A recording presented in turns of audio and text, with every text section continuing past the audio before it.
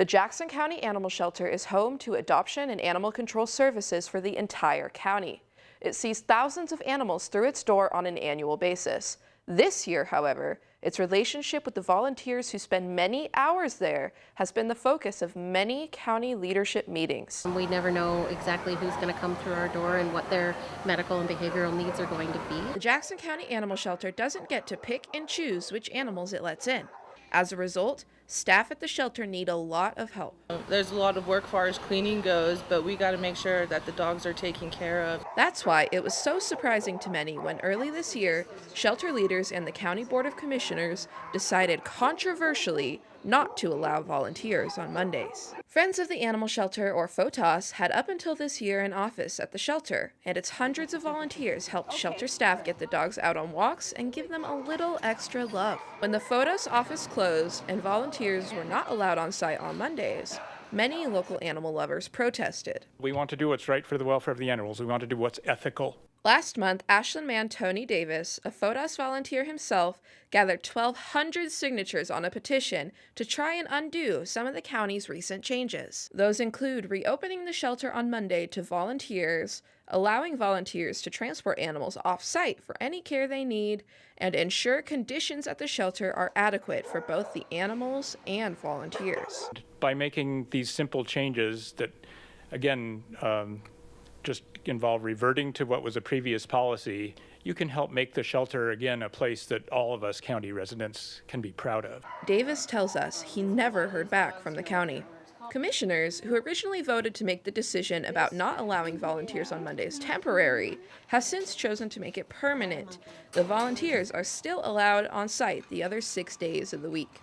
Laura Ahern, a current FOTAS volunteer, says county officials have given multiple explanations as to why.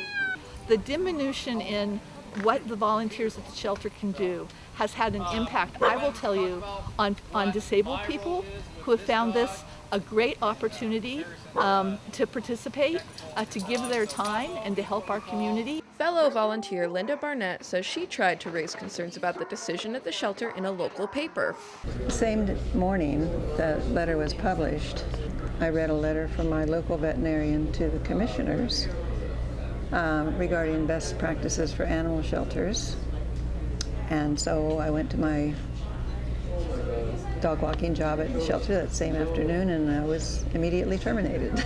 Barnett says she hasn't fought the ban because she doesn't want to make things even harder for FOTAS than it already is. And I don't want to jeopardize them because they're already been so reduced in what they can do for the dogs right now. The head of the nonprofit, Sky Lose, said she couldn't do an interview, but told us over email that the organization will always strive to have volunteer presence at the animal shelter, as they have for decades. At the shelter itself, county employees say the decision regarding FOTAS and its volunteers were simple program decisions. All of the decisions that we make are program-based. They're all based on what the needs of the program are, even the determinations about which roles the volunteers play.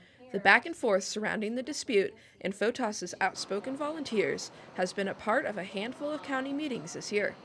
Even Jackson County Administrator Danny Jordan, who runs the county, has gotten involved. Certain people, not unlike today, have represented that the dogs are confined for 48 hours. That's a false narrative being spread by FOTAS. People's main concerns about the animals appears to revolve around Mondays. Jordan denies the animals are being left alone. The animals are moved Monday and Tuesday from their kennels. All the kennels are clean. While volunteers want to be back on site Mondays, their main concern are the animals themselves. They absolutely don't have the staff to get them out. It has to be volunteers. Michelle Fox is a former dog technician at the animal shelter. You're so busy. There's so many dogs. There's so much to do. It's really hard to kind of stay on top of all of that. She claims she was fired without cause this April after being involved with the shelter for over a decade. Before officially becoming a staff member in 2021, Fox was a volunteer at the shelter, helping care for the dogs wherever she could. You know, the truth is Jackson County shelter faces the same issues that every other shelter in this country is facing. Fox said staff relied heavily on volunteers to provide enrichment for the animals and reduce kennel stress. So as a staff member, you literally have no time to provide enrichment. Just the sheer volume of everything that needs to be done can be a challenge. Both volunteers and shelter leaders say they want what's best for the animals. The county says while conditions aren't perfect at the shelter, they are improving, and staff are trying their best with what they are given. It's very impactful for people that are working really hard to be accused, again, of just not even meeting an animal's basic needs, much less going above and beyond, which we do in so many situations.